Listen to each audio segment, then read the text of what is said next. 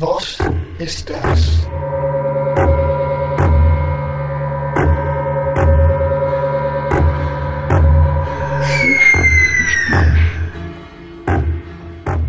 Hello, here to do another one of our video reviews, and this is for a tape by M GEDDES GENGRAS, which I've probably said completely wrong, sending you sniggering into your laptop.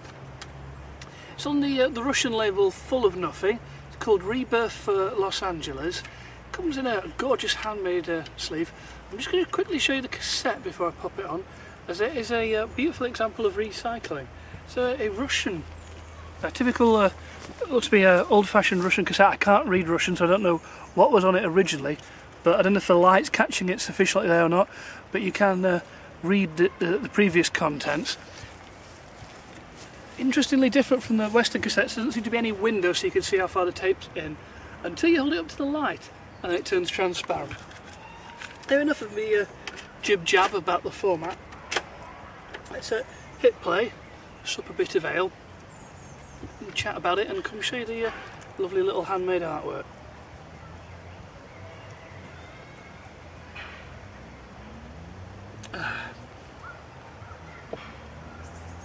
So this tape, it's got one long track on each side.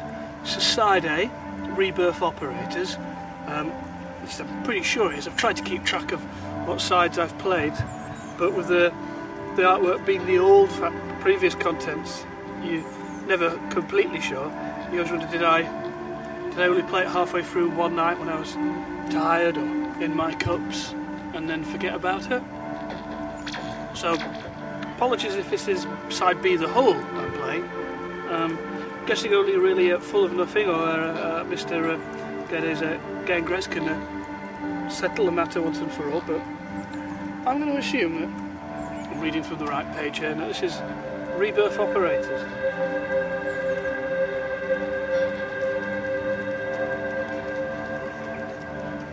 It's a limited edition of 100. It's quite personalised. The artwork feels like it's been painted on. Lovely paper there used for it, and I don't know again if the light will help me here or not, but it's beautifully inked on there by hand. I'd like to point out there isn't a sound of a barfing dog on this cassette. There's just a small white terrier dog underneath the camera scoffing down grass and then making gagging noises. Sorry about that, it's not very charming, but it's what small terrier dogs do. So, what have we got here? It's a beautiful, beautiful soundscape here. Something very futurist about it. There seems to be, when I listen to music from LA, there seems to be this very, very futuristic sound, as if Los Angeles has somehow jumped 20 years into the future and is now living inside a sci-fi film. Maybe that's what the excessive sunlight does to people. Or maybe it's too much of the medical marijuana from Venice Beach. But this is what I found myself thinking of. I found myself thinking of purple skies, flying cars. But it's not dystopian, it's not Los Angeles you see in Blade Runner. There's a dawn hint to this music.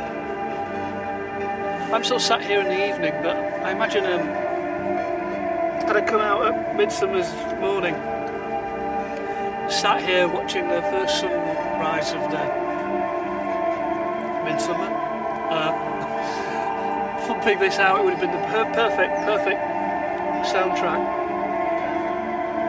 It makes you wonder if Mr. Gengras is a bit of an insomniac and sees the dawn rising up over the Pacific Ocean regularly, and this is his electronic reenactment of that.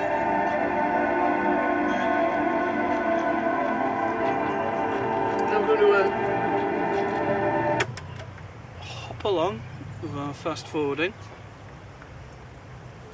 Luckily I have a track each side. I don't have to try and guess where I've got to in the track listing. Keeps it nice and simple. Here we are later on it. Always bums me out when people think of tapes as a lo-fi format.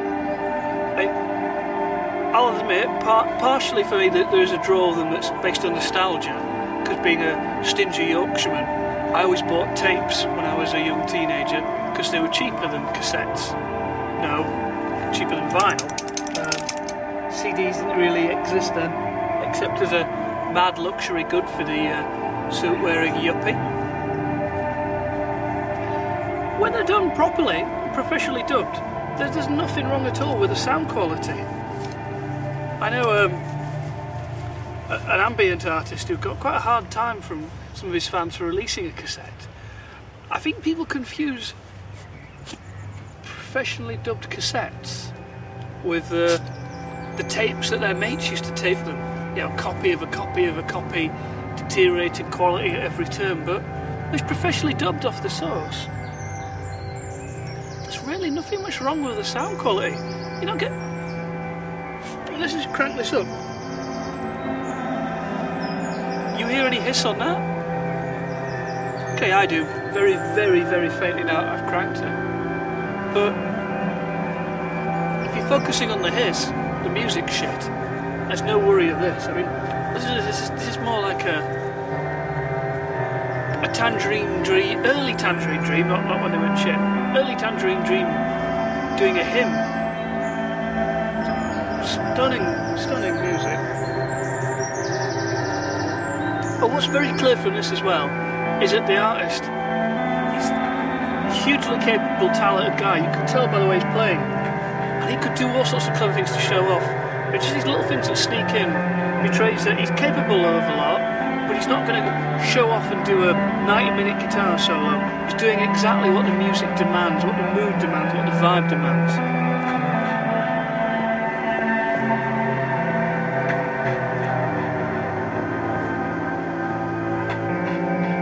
I'm going to try and break the spell before I get completely lost in music and end up staring blankly into the camera for the next 40 or so minutes. Oh, actually, yeah, we haven't looked to have got that far. Tempting to do another fast forward, but I won't. We'll flip over and play you the other track, because after all, this is just here to give you a... I've gone and flipped it twice, haven't I? This is just here to give you a taste of what this tape's like. Put you in the mind to go out there and buy it. There we are. This is the other side, which I'm hoping is the whole. A is rebirth operators, B is the whole. I'm really hoping this is side 2, and I'm not going to ask about tit on my overview. I'm liking the previous one to making me think about Dawn. This one got a different sort of vibe to it. Make me think faintly aquatic. Some of you may not get the reference point, but there was a fantastic game in the 90s on the old Sega systems called Echo the Dolphin. And Sega did this little add-on, an add-on CD-ROM drive. And of course the beautiful thing about CD-ROM games was that the soundtrack just played off a CD. It wasn't computer recreating it, it wasn't programming, it was just a CD playing. You'd get the CD and track 1 would be all the computer data, and then tracks 2 to 19 would be the soundtrack. And if you whacked it in a normal CD player and skipped track 1, you could listen to that soundtrack. The CD version of Echo the Dolphin was really breathtaking. This is like that, stripped down, that vibe, that mood, stretched out, yet distorted as if by a black hole in time and space, catching that haunting aquatic vibe. Going back earlier to what I said about the format, a nice thing about cassettes over CDs is that they don't suddenly skip if your dog jumps on the table. Had he done that during a review of a CD, things would have cocked up. But it's a tape, so the terrier can do no harm. touch wood. Now let's fast forward further along through this other side of the cassette.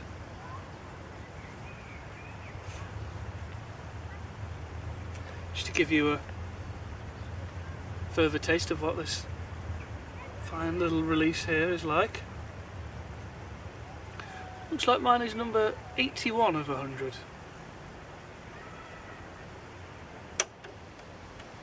Oh, maybe I fast forwarded too far. Hang on. Uh-oh. I have. Sorry. Let's rewind and play you a little bit of the ending.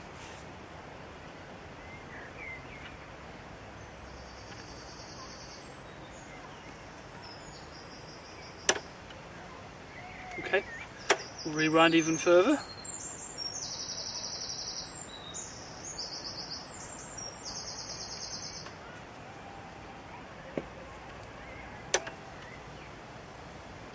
You can almost hear the tape naysayers rolling their eyes.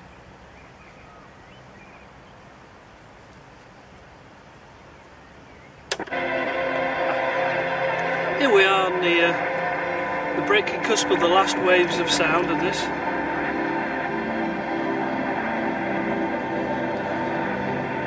I mean,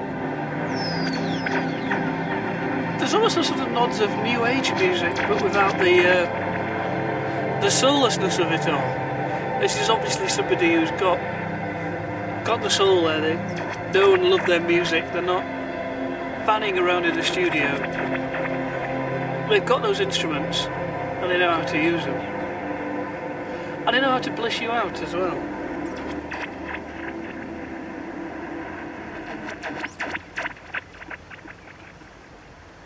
Well, there we are, that's how it ends. So, okay, I guess I better quickly sum up.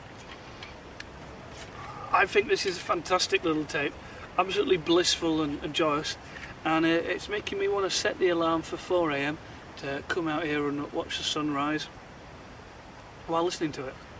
Oh, look, because that's a bit too early for getting up. It's a nice fall.